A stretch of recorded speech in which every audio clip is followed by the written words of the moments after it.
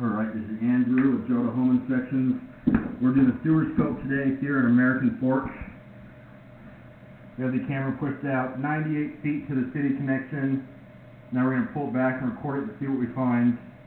Today is February 25th, 2025. We're at 540 North, 300 East. Right off the bat, there's a root coming through this joint. This is called the nose-on. This is where it goes from your lateral line into the main city line. You can see how the top half is covered.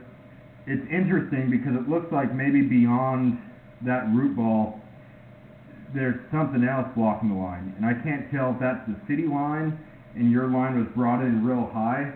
That would be strange to tie in with half of your lateral line being blocked, and so I would recommend having this line cleaned to get the root, but then having that evaluated again once the root's gone to find out what's behind it. That should be completely open for the whole diameter of that pipe. Now it looks like you also have a little bit of an offset where you can see the corner of the pipe, that edge. That's a spot where waste could collect and create a blockage. This looks like transite pipe, which is cement asbestos. Pretty common for the age. Another little offset there, but that one is completely on the top, so a little less concerning because it's less likely that waste is going to hit that top lip. I'm accessing this line through a clean out in the basement, right next to the toilet. There's an access point outside. So I didn't see one outside. There's a good chance it's been cut off and buried. But if you ever needed access, you could have a drain specialist locate it and tell you exactly where that is.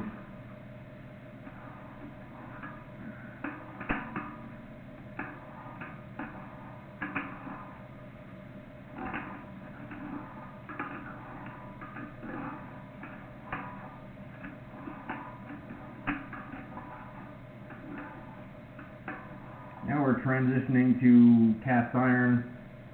Cast iron gets real rough and rusty. Eventually it will need to be replaced. I've certainly seen plenty of houses of this age that have already had to replace their casts. And this is under the house. And so this is a lot harder to get to than even the yard. The yard you have to dig it up, but then it's just dirt and grass, sometimes a driveway.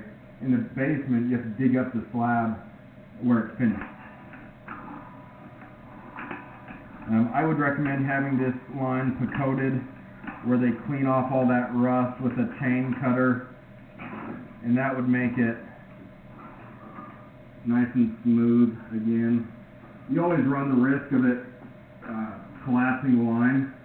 You know, that it does make it a little bit thinner, and there's no way to look at it, you know, with a camera and know how thick that pipe is. At this age of a house, I think it might be worth the risk to coat it and make it nice and smooth again. In either case, I'd recommend the insurance on this line. That would help offset the cost if and when there is a bigger issue. But just to recap, you have one pretty good sized root right at the nose-on where it goes into the city line. There are a couple offsets and then a fair amount of pretty rough cast iron under the house.